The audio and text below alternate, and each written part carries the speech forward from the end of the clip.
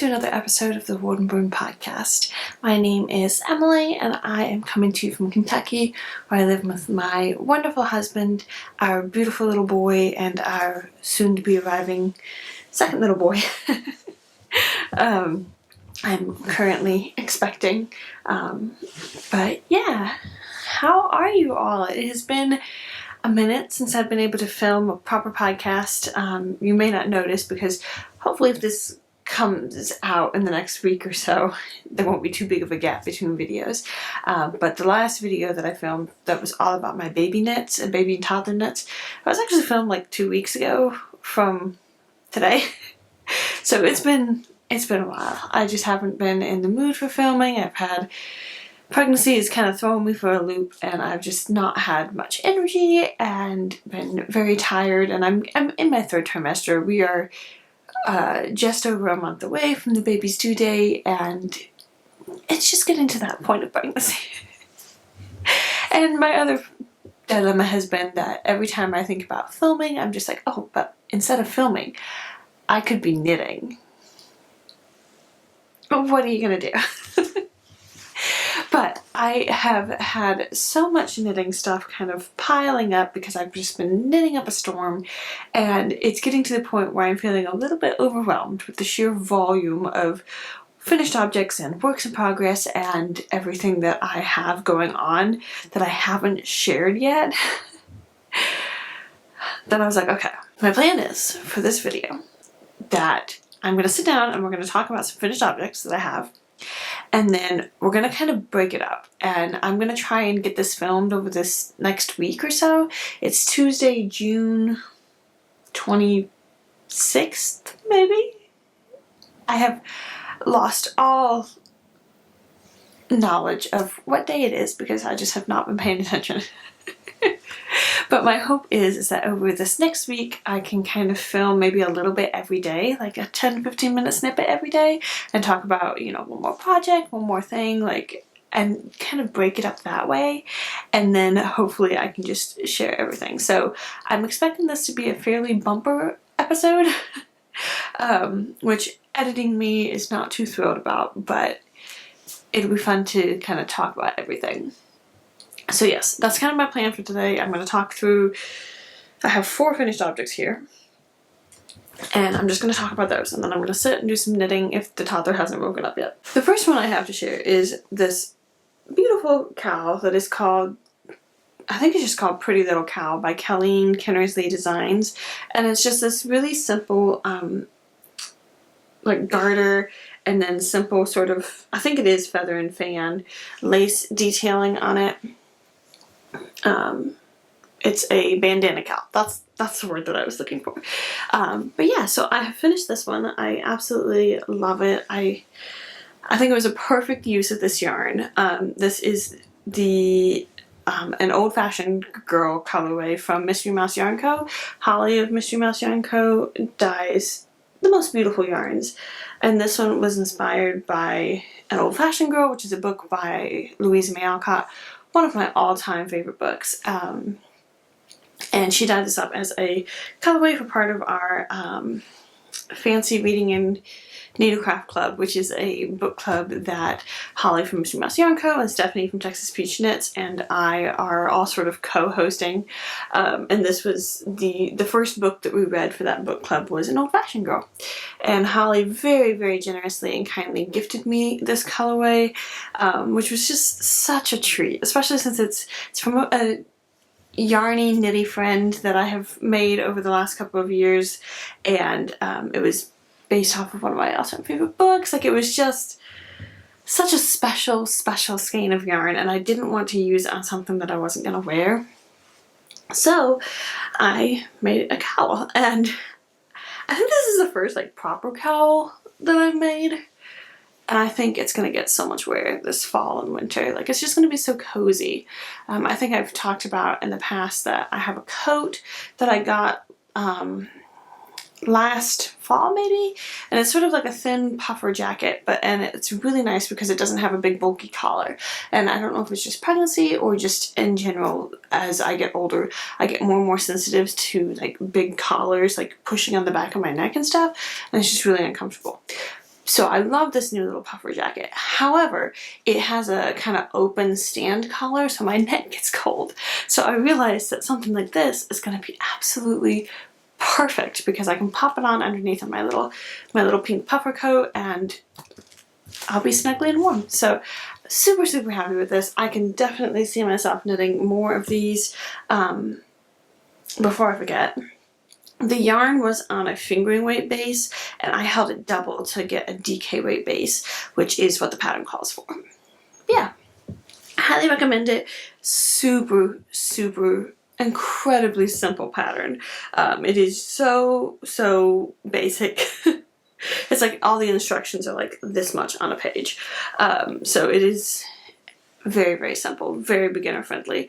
It does require the tiniest bit of seaming because the way that it is worked is you cast on here and then you work all the way down, you work your increases, and then once you get to the correct increase number, you work this beautiful lace detailing with no increases, and then at the end you seam those two together.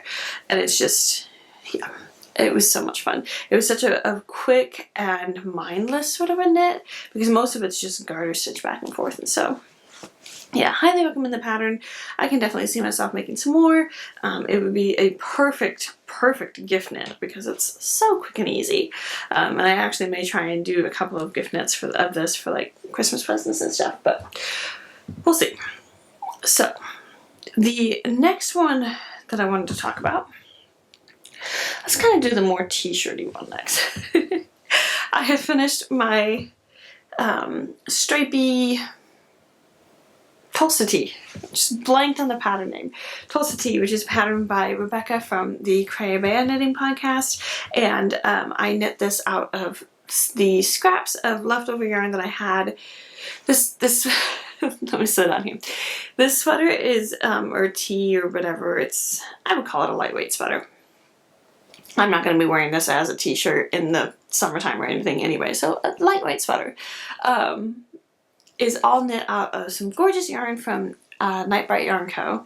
And I used these scraps from sample knitting the Stella cushion for Emily of Night Bright Yarn Co. I had the tiniest little like nubs of scraps from sample knitting the Stella quilt cushion. Oh my goodness. My brain just is not keeping up. And I used those scraps to stripe through the yoke of this Tulsa Tee. And then the main colorway is Life is Gourd, which is this gorgeous like navy color, but it's like a teal navy, if that makes any sense. It's beautiful. I love it. I believe I talked about this in pretty significant detail in my previous proper podcast episode where I was mainly just talking all about the Tulsa Tees. But since then I have finished it and I have washed it and blocked it and everything. The one sad thing is, as you might be able to tell if I hold up closely here. Oh yeah, it's way more obvious on camera than it is in real life.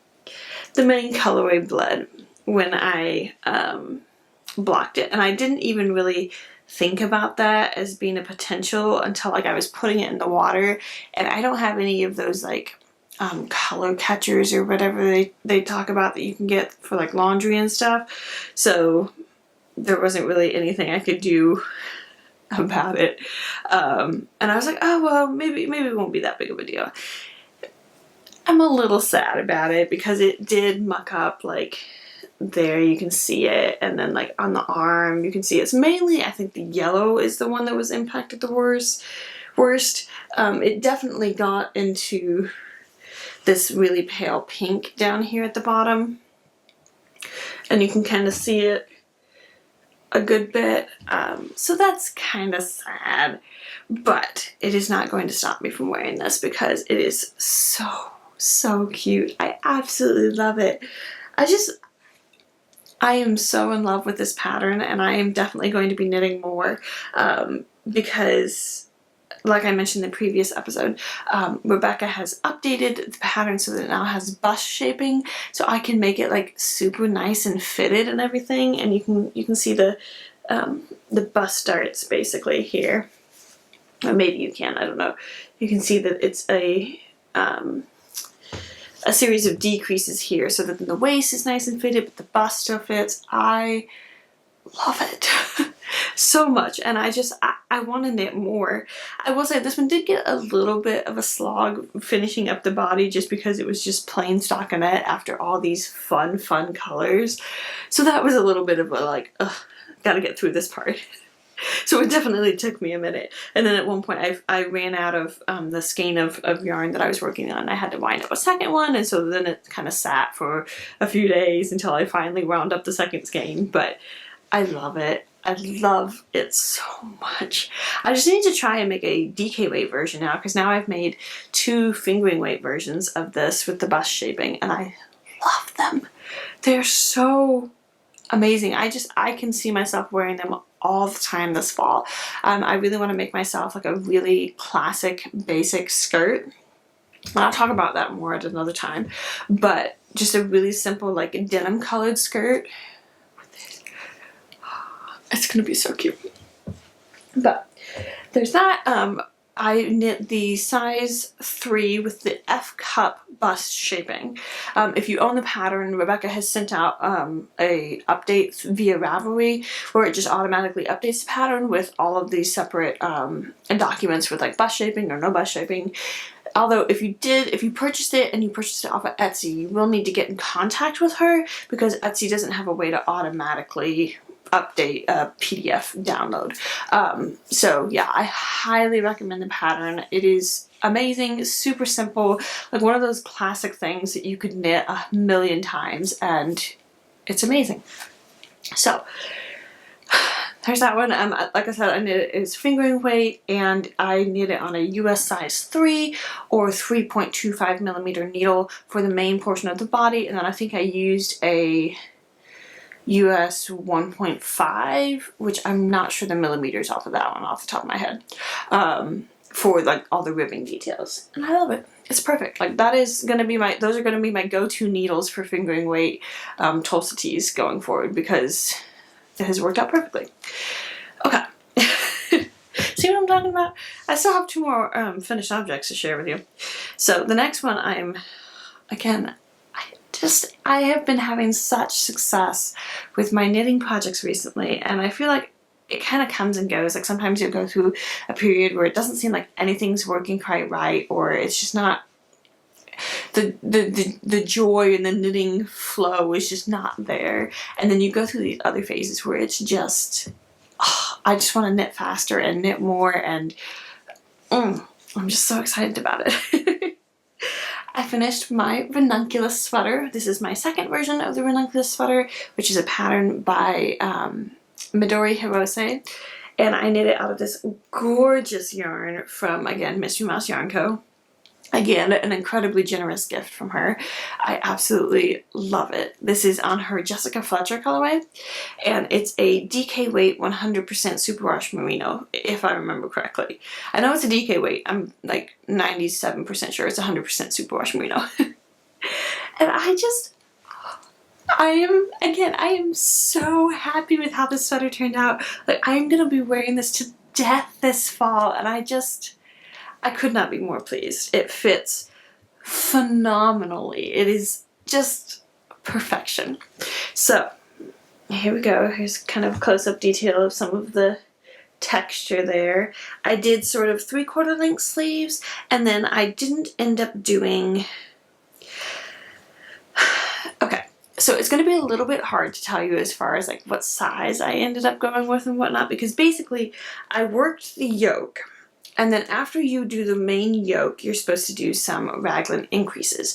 And I did some raglan increases, and I've got a notebook now so I can start taking a few more notes, because I have realized that I've gotten to the point in my knitting journey where I'm really starting to tweak things, like, and I need to write them down so that I remember the tweaks that I do, because prior to this, I am very much a rule follower, pattern follower, like do everything exactly by the pattern. But the same thing happened with sewing. Like when I first started sewing, I was like, you read every bit of the instructions, you follow it to the letter, and then I got to the point where I was just like, alright, we don't need the instruction books, we're just like cutting things up and changing things. I am noticing that I am getting to that point with knitting, which is so much fun, and it's so lovely because it means that I'm getting to the point where I really have a better idea of how to make things fit me. So I did the whole yoke as written in the pattern, and then I did some raglan increases, but I don't think I did it for any specific size. If I did, it was the first or second size. I think it was the second size. But I'm pretty sure that after I tried it on, I stopped and maybe did a couple more increases just for the sleeves or just for the body. I don't remember which way around. I am so sorry. I should have taken note. But basically, I just kept trying it on until I was like, okay, this is good. Like, I don't need to do anything else. However, the one thing is that the sleeves ended up being just the tiniest bit snugger than I had planned them to be, and part of that was because this was an on me thing. It was not the pattern or anything. I didn't go up a needle size for the sleeve, so I used a US size 7 for the ribbing, but I cast on with a US size 9. Then worked the ribbing in the US size 7, and then worked the whole body in a US size 9, and then did the bottom ribbing and everything in the US size 7. I am really noticing lately that for the sleeves, it works so much better for me to go up one needle size. So I should have gone up to a US size 10 for the sleeves. It was totally fine. I knit it just a little bit longer than I had planned to. And then when I was blocking it, I just kind of stretched it out. And it fits fine. Like, it's totally fine. It's just something that I need to make note of for next time, is that I really do need to go up a needle size for the sleeves. But yeah, other than that, there's not much to say. It's kind of cropped. I did, you can see there's still, I've woven in all the ends except for this bottom one because I've been using, my toddler's waking up. We'll see if I have time to talk about the last finished object or not. I was using the measurement from one of my other sweaters that I've knit a long time ago, and I liked the length of it, and I kind of held it up to this because I've been trying it on, so I was like, oh, okay, like, this is fine, like, this is good, and I did the ribbing and I cast it off and everything, and then I was looking at it and compared it to one of my other sweaters that I really love the fit of, and I was just like, this is like 3 inches shorter than that. It's hard to tell right now because I have a big old baby bump.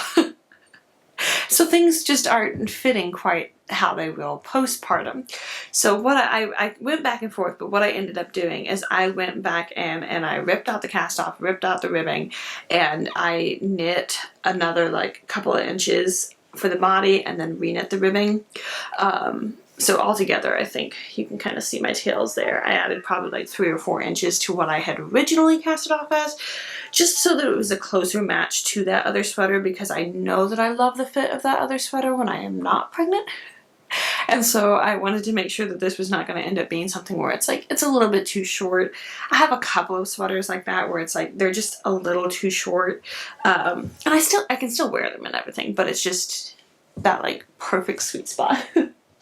Just a little bit longer, which has actually been a really helpful, that as I'm pregnant right now, I have this other sweater that I know that I like the fit of, and so I've been using those numbers as kind of the ballpark for how long to knit sweaters. Because yeah, when you have a 30+ week pregnant bump, it throws things off. So I'm going to quickly try and talk through the last finished object. We'll see if my little boy starts fussing a lot and I have to stop and go get him. I knit another Faet. Like, the whole thing. I'm so happy with this. The colors, like, if you're not familiar, the Foran Crop is a pattern that is designed by Devin of Knitting McPurley. She has the Knitting McPurley podcast and the Knitting McPurley Yarn and Pattern Company.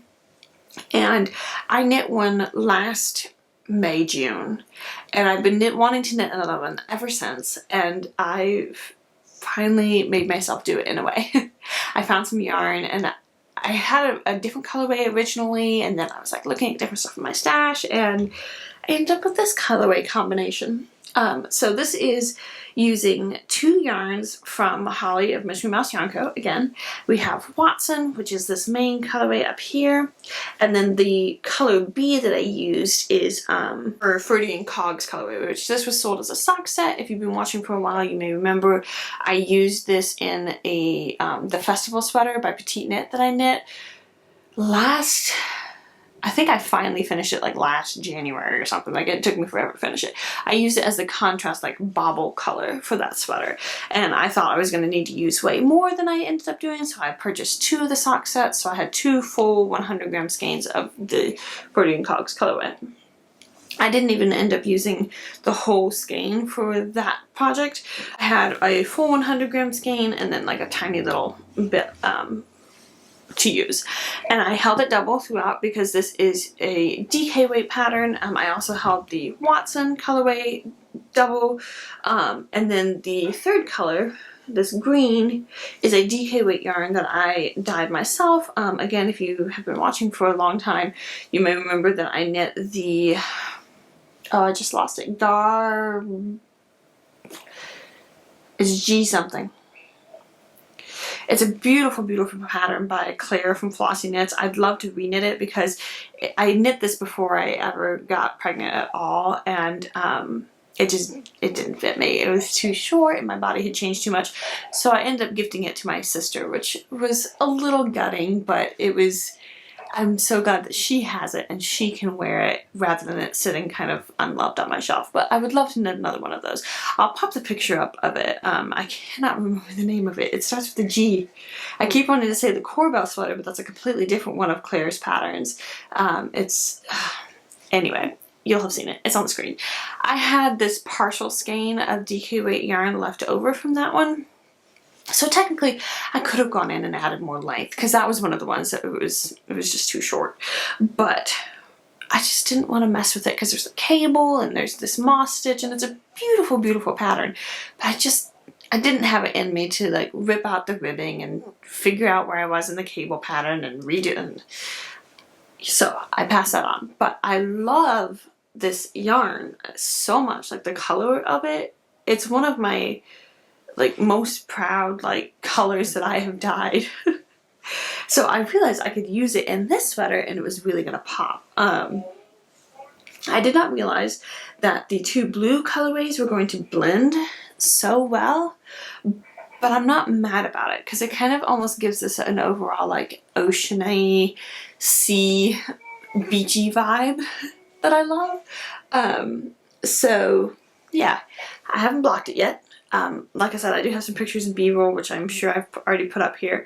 I'm curious to see how much it'll change with blocking because it does seem to be a little bit puckery because there's some stranded color work in here. There's some mosaic color work. There's, and I also tweak things a bit. Again, there's supposed to be a repeat of this color work bit here with the striping right after you split for sleeves, and I knew I was going to be really short of color C, which is the green. So I didn't want to use too much of that. And so instead of doing the repeat of this here, I just kind of did this stranded like 2x2 between the 2 blues. And then I was like, I don't think it's really standing out enough. Like, it's probably not worth it. I'm not the biggest fan of knitting color work. It's a bit fiddly. I love how it looks when it's done, but I don't love knitting it. And so then I did like a few stripes of 1 row of one color, 1 row of the other color there to kind of fade out. And then I went on to knitting the body. And then I realized that I was actually running low on all 3 of my yarns. I was playing some serious yarn chicken by the end of this project. So I, again, did not follow the pattern for there's supposed to be like a little color work chart at the bottom. I did my own thing down here, which I'm going to have to pause. I'll talk you through that on the next snippet that I'm able to film, that and then the sleeves, because I did modify the sleeves a little bit. But yeah, so you can see slip stitch detail here, which I love. I am definitely going to be taking this and using it in like a Tulsa Tee, would that not look amazing on a Tulsa Tee? Anyway, I'm gonna pause here. I'll talk through what I did for this in like 2 seconds for you, but I'm gonna go get my toddler since he's fussing, you know. Okay, it's been a couple days. It is now Friday, June 28th, 29th? 28th.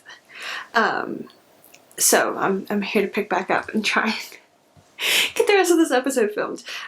From what I remember, we were talking about my Faet, which is the last sweater that I have to share about. And I was kind of showing that I had changed up the bottom section, where instead of putting another section of this colorwork here, there, which is supposed to go at the hem, I switched it out for this slip stitch detail. And to be honest, I love it so much. I love how it looks. I am absolutely going to be using this again. I'm imagining like a Tulsa Tee. I can't remember if I already said this, but a Tulsa Tee with this detailing throughout it, like that would be so cute. But how this came about was I was trying to figure out how I was going to implement all the colors, because like I said, I was really running out of yarn on all 3 of my colorways. And so I was sitting there and I was like, okay, you know, it'd be kind of fun to do some sort of a slip stitch detail, but I'm not sure exactly what to do, and it's kind of going back and forth. And then I was watching the Knits by AJ podcast, Addie. It's a recent podcast find for me. I love it so much. It's such a fun episode or a podcast, and I aspire to be able to do it like she does, where she does an episode every single week. I would absolutely love to be able to do that. It's just doesn't seem to be quite achievable in my life right now, which is fine. She was talking about how she's knitting a sock pattern from the Summerly Knits sock book, which I would love to get that book. I think it looks like so much fun. To be fair, I have purchased several of Summerly, if you're not familiar, Summerly Knits designs a bunch of different sock patterns. I have purchased several of her sock patterns, and I just haven't gotten around to knitting any of them, which I would really like to do. I'd like to knit one of her sock patterns this year and one of this Handmade Life sock patterns, because I have, again, purchased multiple sock patterns from both of them, but just never knit them. Anyway, she was knitting a pair of socks from the book, Addie. Addie was knitting a pair of socks from the Summerly Knits sock book. Oh goodness. It's an odd name. I don't think I can try and pronounce it, but it had this really fun slip stitch detail in it, and I like paused the video. I was like, that's what I've been looking for. That's exactly what I want. And I don't have the book, so I just kind of had to figure it out, and I think I did pretty much spot on. It's a very, very simple detail, but basically what I ended up doing is I would knit 2 rows. Is that right? Yeah. I would knit 2 rows, slipping every 5th stitch. I just picked numbers, okay? Like, I just randomly did it. But I would knit 2 rows while slipping a stitch. And then on the 3rd row, I would knit 1 round in the contrast color. Did I say that right? But I would switch colors. So in this example, I knit, for this first section here, I knit 2 rounds of the green while slipping this light blue stitch, and then on the 3rd round I just knit a full round of the green, and then I switch back to the light blue and I knit 2 rounds of the light blue while slipping the green stitch here, and then on the 3rd round I just knit 1 full round plain of the light blue, and so on and so forth. And so you get these alternating slip stitches in the different colors, and it just looks so cool. So then at the very end you can kind of see I switched from the color B in the pattern. This is the Freudian Cogs colorway. I switched from that back to the Watson colorway, and then did the last slip stitch in that, and then switched to the Watson for the ribbing. And then for the sleeves, I did just a few rounds of stockinette, I did, I think, like 2 rounds in the green and then 2 or 3 in the Freudian cogs, and then I did most of the ribbing in the Freudian cogs colorway, and then just at the very end I did 1 round of rib in the Watson colorway, and then I used the Watson colorway to bind off. And all of my bind offs are the Ginny's Surprisingly Stretchy bind off. That's kind of my bind off choice just for any pattern, regardless of what the pattern calls for. Just because it seems to work the best for me, and it gives me a very comfortably stretchy bind off. But yeah, so that's what I did for that. I can't remember if I talked about sizing at all. I don't think I did. I did not do any sort of a gauge swatch for this. I just did the exact same size and needle sizes as I did for my first Faet. So I did the 4th size in the pattern, and I used a US size 6, which is a 4mm for the body, and a US size 4, which I believe is a 3.5mm needle for the ribbing sections. However, as I was knitting this, I got down to just before the textured section, which I just absolutely love.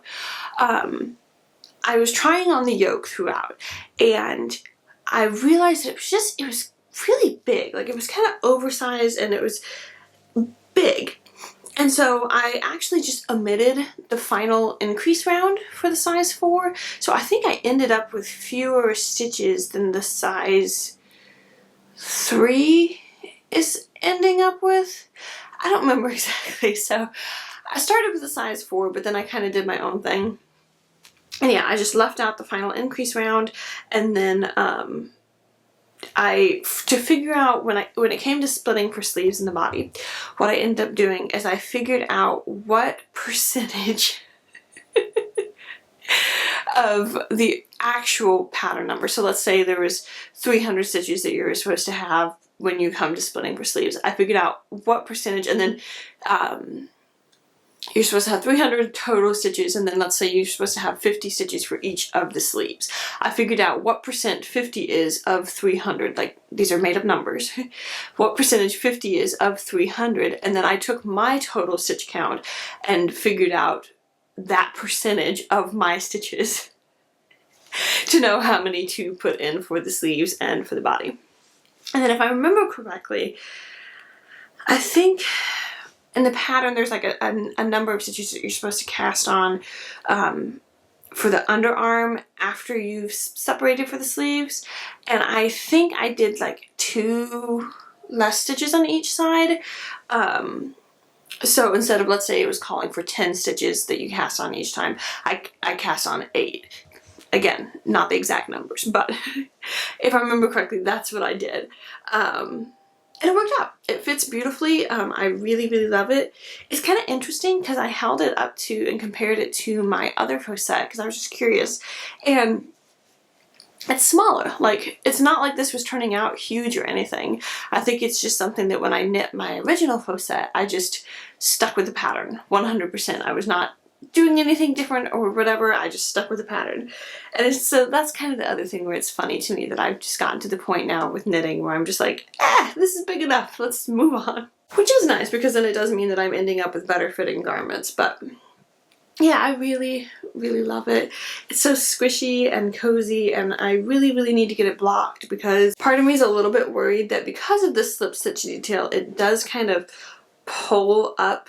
I don't know if you can really see it, but if I just hold it, you can see that the rib is kind of wanting to like stick out funny, and it really easily like sort of flips up a little bit. So I'm hoping that with blocking I can kind of like tug it just a little bit, and that'll sort everything out. But yes, I love it. These are my colors, like blues and greens. I think it looks so, so good on me. And I'm excited to wear it this fall and winter because it's going to be so nice. And I'm really, really happy to have used these 3 skeins of yarn. Like I said, I have the tiniest, tiniest little bits of each color left. With the Freudian cogs. I used an entire skein of it, and then I had like a tiny bit left over from knitting my festival sweater. I think it was probably less than 10 grams. I don't think I weighed it, but it was just a very small amount, and I ended up having to use that as well because I just ran out of the Freudian cogs colorway from the one skein that I had. And then I used basically one entire skein of the Watson colorway, and then I didn't have a full skein of the green. I think I probably had like, I don't know, like 3/4 of a skein, something like that. And I used all except for like the tiniest bit. So it was very satisfying from that perspective because like I used like all of the yarn. There's just a little bit left over that I'm going to be popping into a scrappy project, and I'm just very happy with it. So that is all the finished objects that I have.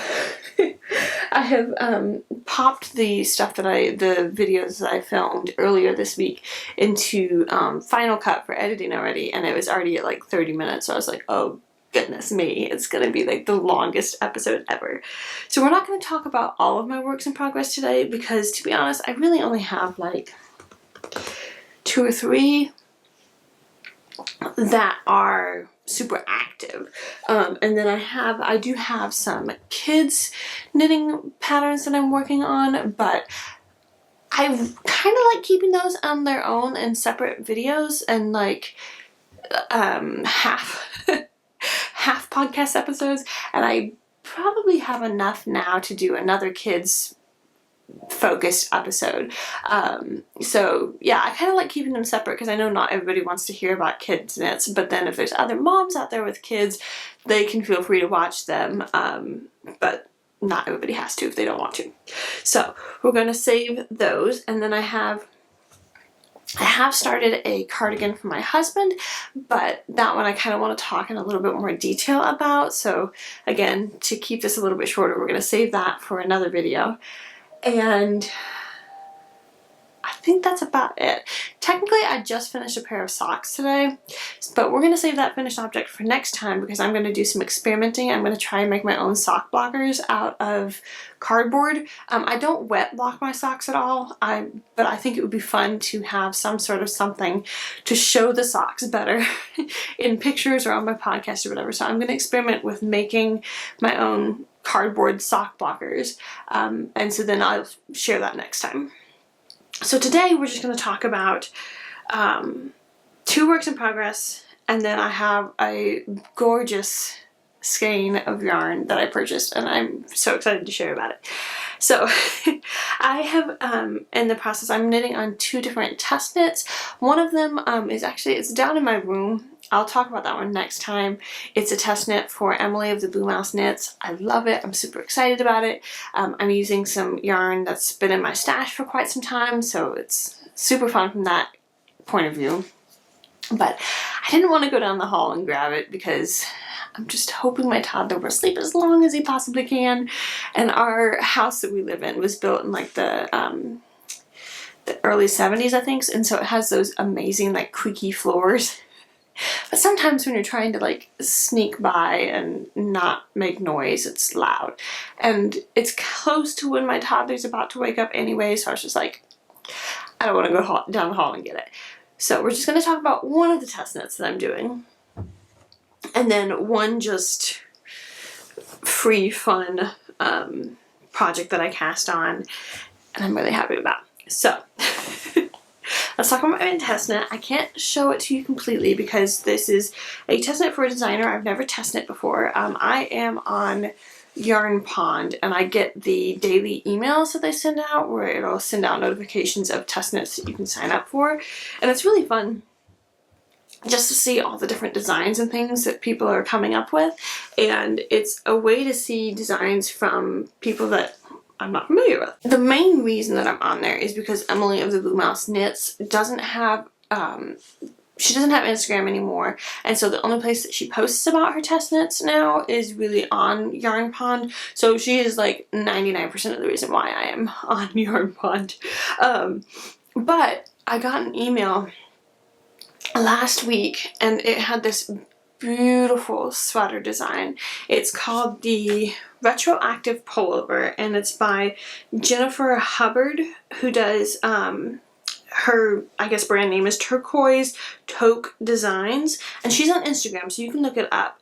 And it was in there, and I was looking at it, and I had to apply for it because it has such a fascinating construction. It's worked in a fingering weight yarn, and I had to. It had a pretty reasonable test knit length of time. I don't really like to test for garments when it's less than like 5 or 6 weeks. And so this was like a solid 8-week test knit. So I was like, okay, this is doable. Technically the deadline is after our baby is due. So I'm just like, okay, I feel like I've got plenty of time where I can work on this over the next month or so. And then even if the baby arrives, I've still got like 3 weeks after his due date. So it should be totally doable. So yeah, I signed up for it.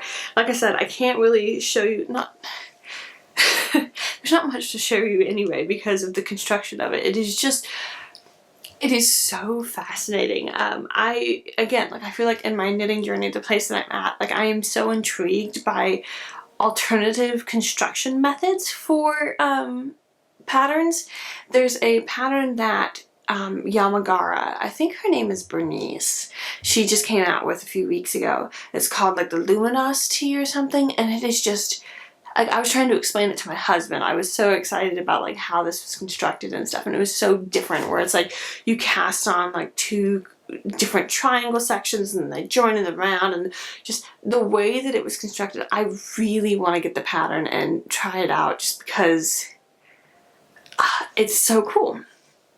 So this is kind of like that. It's a sideways construction where you start with one arm part and you work across the body. You have to stop to do the neckline shaping, so you work the front and the back separately, and then you connect them again, and then you work the rest of it, and then you end up having a seam like under the arms, and then you work the sleeves and the hem and the round. It's so interesting. Like it's a very simple like knitting because it's just a bunch of like stockinette, but it's just the construction of it is, I'm really loving it.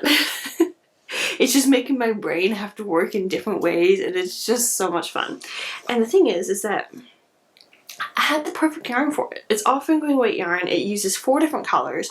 You need to have 2 skeins of the main colorway and then 1 skein of each of the contrasting colorways. And I was going back and forth, and I was going to use some different yarn or whatever, but then I found this collection of colors, and they work together even more perfectly than I thought they were going to. So the main colorway that I have is Knit Picks Stroll hand painted in the mixtape colorway. And I originally bought this last fall in their sales to knit a Tulsa Tee with it. However, I'm so happy that I did that because I'm using it for this project, and it's perfect because my contrasting colors are all my hand-dyed yarns. These were all things that I've had in my stash, some of them for a very long time, and so I'm really, really happy to be using them. The first one is this kind of pinky rose color with lots of like little specks of other colors in it, which is, I just love it. This one was actually something where I originally dyed it with the background color as like a cream color, and I just didn't love it, so I over-dyed it the rosy color, but all the specks, like speckles and stuff, stayed colored, and I love that. So there's that. This one, if you've been watching for a while, maybe you're familiar. This is this pretty teal colorway. This is the yarn that I used for my louder vest that I test knit for Rebecca of the Creative Area podcast, and I had almost a full skein left over. So there's that, and then I have this colorway, which is actually, it started out as this color, but then I over-dyed it to make it darker, to make a Oslo hat for my dad, and I had, again, almost a full skein left over of this. So these are my 3 contrast colors, and then my my main color. And the thing is that I didn't really think about it too much when I was originally putting them together. But then as I've been knitting it, I've realized that in this main color, we've got this pinky, we've got the teal, and we've got the navy. So it has all three of those other colors in it, and it's just perfection. So let me show you just a piece of the fabric that I have knitted. Let me make sure I'm not losing stitches. Okay. Like, it's just so perfect. I absolutely love this. It's, oh, I just want to knit on this so much. And I'm making pretty good progress on it. I think that unless something weird comes up, I don't think I should have any trouble finishing it by the deadline. Because I've just been knitting on it like crazy, and I'm just so excited about it. It just looks so cool. Like, oh. So I am test knitting the 4th size, and yeah, stay tuned because I'll definitely be sharing more of that. But it's the project that's kind of taking top priority right now because, again, like, it's just so fascinating the way it's constructed. I love the colors. It's so nice. The only downside is that it is worked, because of the construction, it is worked flat, so you're knitting, purling to get stockinette stitch. And I never used to have any issues with my purl stitches being looser than my knit stitches, but I think since I learned how to purl stitch correctly, because previously I didn't realize this, but the way that I was purling meant that the stitches were being twisted when I then went back to knit those.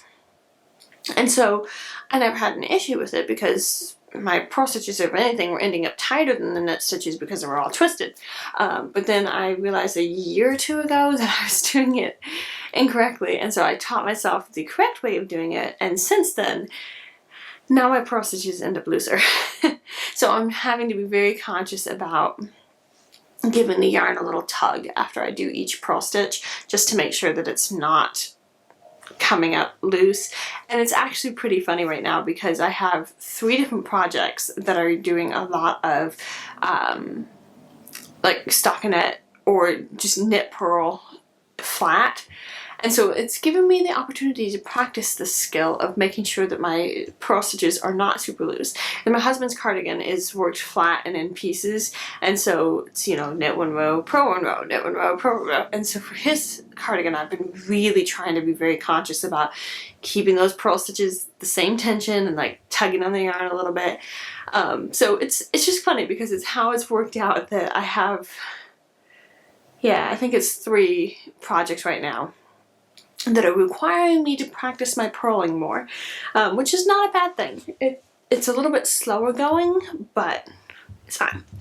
And then the last project that we're going to talk about today is one that it's probably going to sit for a little bit, just because as I have test knits on the go now, and then I have some other projects that I kind of want to work on. So I don't think it's really going to get too much love for the next bit, but I'm super happy to have cast it on. And there's not much to show right now. But this is the beginnings of a Tulsa Tank, which is a pattern by Rebecca of the Crayabea podcast. I was able to get this pattern because I did the test knit for the Tulsa Tee pattern update that she did, the bust shaping. And so we were just given access to the if we didn't own the Tulsa Tee or the Tulsa Tank, we were given access to those patterns. And so I was like, oh, well, okay. And so I am knitting this out of, do I have the tag in here? No, that's a different tag. This is, oh, what is it? This is a super old yarn. I have probably had this in my stash for, it might be like 7 years now. I know it's over 5 because my husband and I have been married for almost 4 years, and yeah, it's probably like 7 or 8 years. This was originally a yarn that I got in a knit crate box. I got a couple of knit crate boxes back in the day when they were still in business. I think they were fairly new. And I'm trying to remember, it's tree wool. something. I can't remember for sure, but it's a blend of 70% merino and 30% tencel. So instead of having nylon, it's got tencel, whatever that is. And I've only had 2 skeins, and it has kind of a weird yardage. It's like 383 yards per skein. So it's kind of in between a fingering and a sport, I guess. I would say it's definitely a fingering, but I didn't have a ton of it. And so I've started a couple different projects and just never ended up finishing them. I was going to use it for a Tenya sweater by Caitlin Hunter, but then I was just really paranoid about not having enough yarn. So I wasn't planning to knit a Tulsa Tank, or Tulsa vest. There's 3 different options. But I was thinking about it, and I was looking at this yarn, and I was just like, actually, if I did one and do like the vest version where it's almost just like a little like slip over vest, I was like, I could wear it in the fall and winter over like dresses and stuff, and that would be really nice. So I went ahead and cast it on. I'm using US size 3 for the main portion of the body, and I used a US size 1.5 or 2.5 millimeter for the ribbing, and it's worked bottom up. So the main reason why I wasn't really thinking about making a Tulsa Tank was because it's worked bottom up, and that's not my favorite construction, but we're giving it a go. It seems that the majority of like tank or vest patterns are worked bottom up. I don't know why that is. It's kind of weird. I'm just like, there's ways to do it top down. But it's fine. So I'm working on that. I'm holding it in for now, as this is soon to be evacuated from this project bag.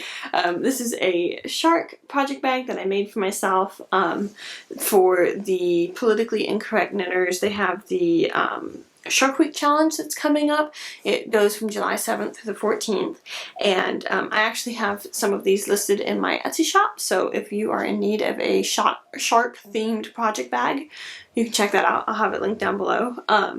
But yeah, it's just made all this really cute, fun shark fabric, and then it's got canvas, drawstring, and then the inside is just this really fun polka dot fabric, and it's sort of in between a super stiff bag and a super slouchy bag. And so it's like, it'll stand up on its own, but it's definitely like squishy floppy. So there's that. If you're interested, I'll have my Etsy shop linked below. You can get one. But that also kind of plays in very well to my one acquisition. Holly from Mystery Mouse Yarn Co. dyed up a special colorway for Shark Week, and I had to get it. It worked out, the timing was perfect because I had worked a bunch of extra hours at my very, very, very part-time job. I usually work only like 4 or 5 hours a month. I do kind of some bookkeeping stuff for this company, and I was getting stuff together for taxes and accountants and stuff, so I worked like basically twice what I typically do. So I had a little bit of free money, and I was just like, I'm gonna treat myself. So I had to get her colorway. This is the Sunken Treasure colorway from Mystery Mouse Yarn Co. And it is stunning. I am so excited about this. I am planning to use this to knit the Biz Biz Beret by Sari Nordland for as my Shark Week challenge. And I'm so excited. I need to actually go ahead and get it wound up and figure out what needle size I need to use and get the pattern printed out and all that fun stuff. But I think there are still some pre-orders available for this. I'm not sure if there are. I'll have it linked down below, but it's just, if I had $1 million, I would have a sweater's quantity of this right now. Because it's so perfect. It's like this blues. It looks exactly like an underwater, like, sea beach thing. It's so perfect.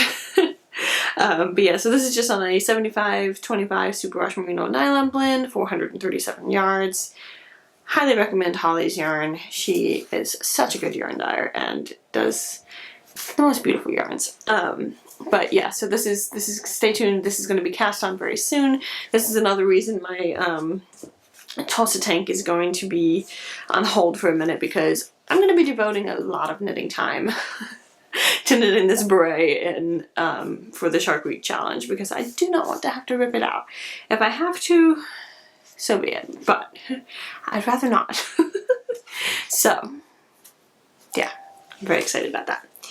That being said, we're going to go ahead and end the podcast here. Like I said, there are a few other works in progress that I have, but the main things I've been working on are my test knits and then some kid knits. So we'll talk about them another time. If you've made it all the way through to the end, thank you so much for watching. I know this has been a lengthy and chatty one. I hope that you enjoyed. I would love to know what you're knitting on. I would love to know if you are planning to participate in the Shark Week Challenge and what you're planning to knit. I would just, if you want to leave a comment and chit chat with me down in the comments below, I'd love to hear about it. I'd love to hear any books that you're reading, or what's your favorite knitting project right now? Like, what are you working on? But yeah, that's it from me for this time. Thank you so much for watching, and I will see you on the next one. Bye!